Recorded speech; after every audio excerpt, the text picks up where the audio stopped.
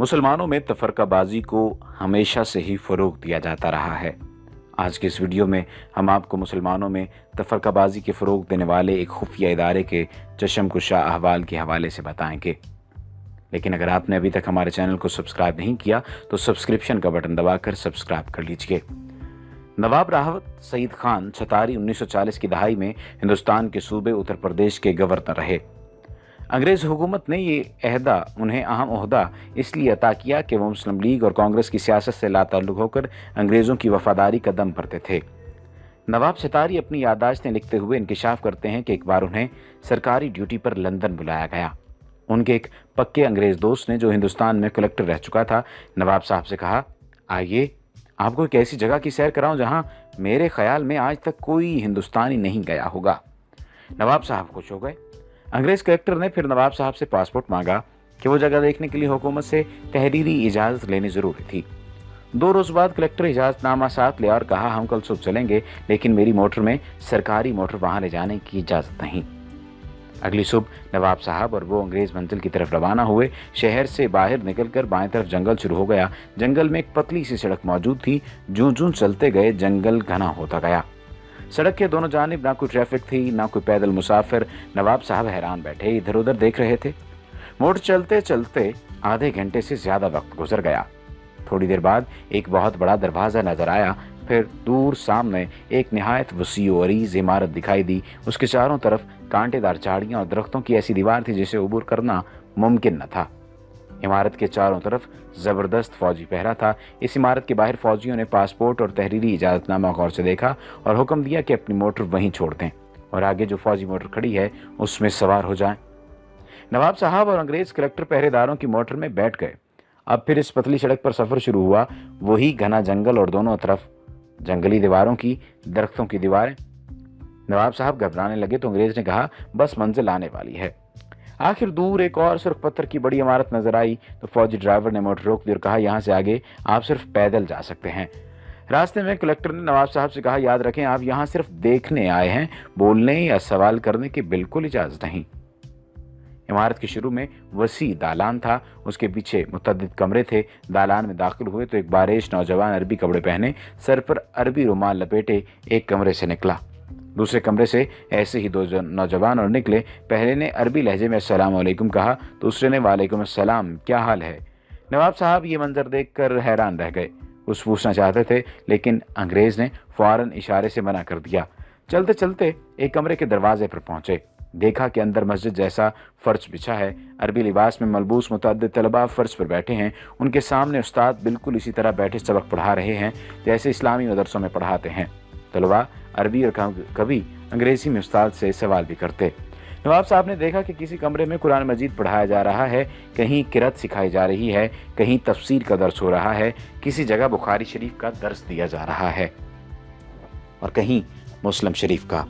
एक कमरे में मुसलमानों और मसीहों के दरमियान मुनाजरा हो रहा था। एक और कमरे में फ़क़ही मसाइल पर बात हो रही थी। सबसे बड़े कमरे में कुरान का तर्जुमा मुख्तलिफ ज़ुबानों में सिखाया जा रहा था।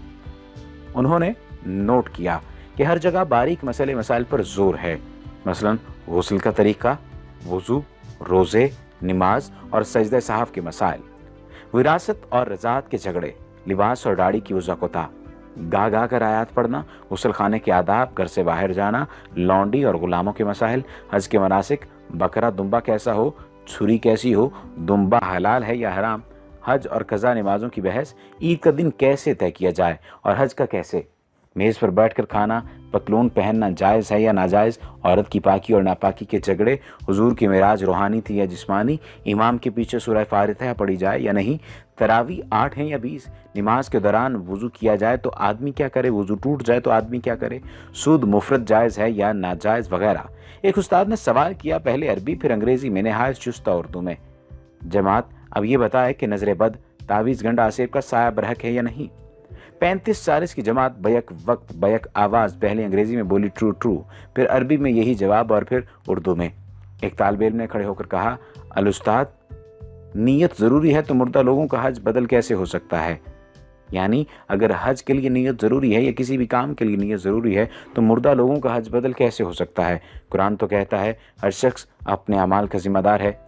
उस्ताद बोले, कुरान की बात मत करो, रिवायात, विरद और इस्तिखारे में मुसलमानों का ईमान पक्का करो। सितारों, हाथ की लकीरों, मुकद्दर और नसीब में उन्हें उलझाओ। ये सब देख कर वो वापस हुए तो नवाब सितारी ने अंग्रेज कलेक्टर से पूछा, इतने अजीम दीनी मदरसे को आपने क्यों छुपा रखा है? अंग्रेज ने कहा, अरे भाई, इन सब में कोई मुसलमान नहीं, ये सब ईसाई हैं। तालीम मुकम्मल होने पर इन्हें मुसलमान मुल्कों, खुसूसन मशरक़ वसता, तुर्की, ईरान और हिंदुस्तान भेज दिया जाता है। वहाँ पहुँचकर ये किसी बड़ी मस्जिद में नमाज पढ़ते हैं, फिर नमाजियों से कहते हैं कि वो यूरोपीय मुसलमान हैं। उन्होंने मिस्र की जामे और अज़हर में तालीम पाई है और मुकम्मल आलिम हैं। यूरोप में इतने इस्लामी इदारे मौजूद नहीं कि वो तालीम दे सकें। वो सिर-ए-दस्त तनख्वाह नहीं चाहते, सिर्फ खाना, सर छुपाने की जगह दरकार है। फिर वो मुअज्जिन पेश इमाम बच्चों के लिए कुरान पढ़ाने के तौर पर अपनी खिदमत पेश करते हैं। तालीमी इदारा हो तो उसमें उस्ताद मुकर्रर हो जाते हैं, जुमे के खुतबे तक देते हैं। नवाब साहब के अंग्रेज़ मेहमान ने उन्हें ये बताकर हैरान कर दिया कि अजीम मदरसे के बुनियादी आदाफ ये हैं, मुसलमानों को रिवायात, ज़िक्र के वजीफ़ों और नज़री मसाइल में उलझाकर कुरान से दूर रखा जाए।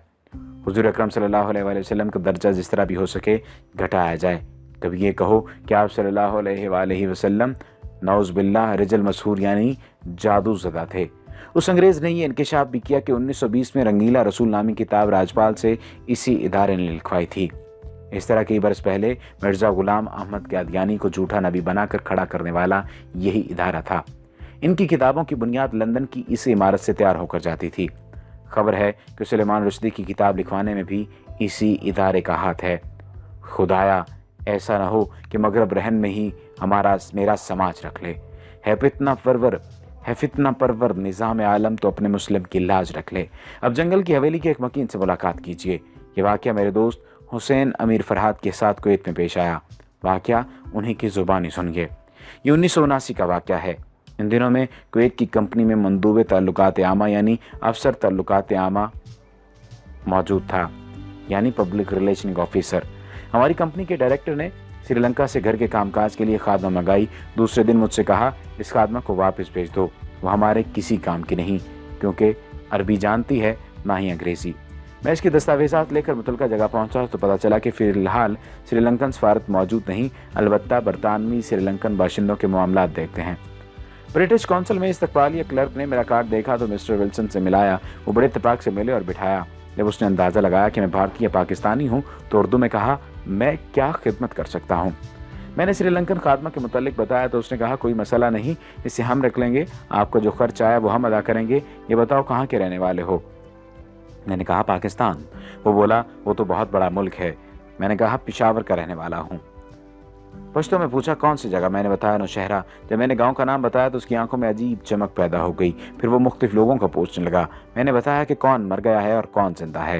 मैंने सोचा हो सकता है ये नौशहरा छावनी में मुलाजमत करता रहा हो, लेकिन उसकी उम्र ज़्यादा नहीं थी। उसने कहा, कुछ और कहानी सुनाई। फिर उसने काफ़ी मंगाई। फिर इंटरकॉम पर क्लर्क से कहा कि इसके पास किसी को मत भेजना। वो इतना खुश था कि मैं बयान नहीं कर सकता था। उसकी खुशी दीदनी थी। कॉफ़ी के दौरान उसने बताया, मैं आपके गांव मोहल्ला ईसा खेल में 4 साल तक पेश इमाम रहा हूं। मैंने पूछा, क्या आप मुसलमान हैं? वो बोला, मैंने 4 साल तक आपके गांव का नमक खाया है। आपके गांव वालों ने मुझे बड़ी इज्जत दी। मैं आपसे झूठ नहीं बोलूँगा, मैं ईसाई हूँ, यानी अहले किताब। उसके बाद मेरा उसके यहाँ आना जाना रहा। वो मुझे अपना हम वतन समझता रहा और तकरीबन मेरा हम उम्र था।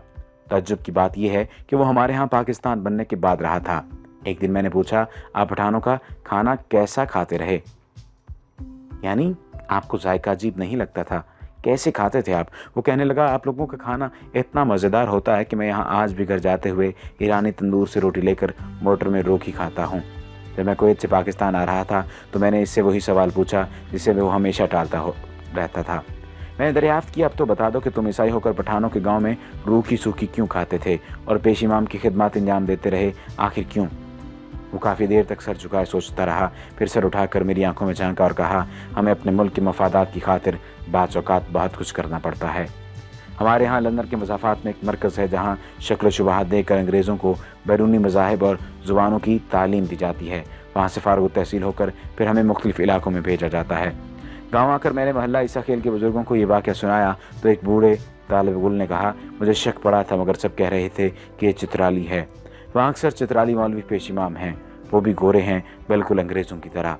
फिर तालिब गुल ने कहा, चलो भाई, अब 4 साल की नमाज़ें लौटाएं जो हमने अंग्रेज़ के पीछे पढ़ी। खाना ख़राब हो उसका। जब मैंने जंगल की हवेली के मुतालिक पढ़ा तो मुझे यकीन हो गया कि मिस्टर वैलन ज़रूर जंगल की हवेली का परवरदा था। ये मज़मून 90 की दहाई में उर्दू डाइजेस्ट में शाया हुआ था। यहूद व हनूद की साजिशें बदस्तूर जारी हैं। ये मज़मून इस नीयत से ज़रूरी तरमीम और इजाफे के साथ दोबारा भी शाया किया गया ताकि सादा लो मुसलमान बाखबर रहें कि दुश्मन उन्हें कमज़ोर करने के लिए कैसी कैसी चालें चलता है। और आज हमने ये वीडियो बनाकर भी आपकी खिदमत में ये वीडियो पेश कर दी है ताकि आपकी ज़िंदगी में भी एक इजाफ़ा हो सके और आपको मालूम हो सके कि वाक़तन ये किस तरह से हमारे ख़िलाफ़ साजिशें करते हैं। वमा अलैना इल्लल बलागुल मुबीन।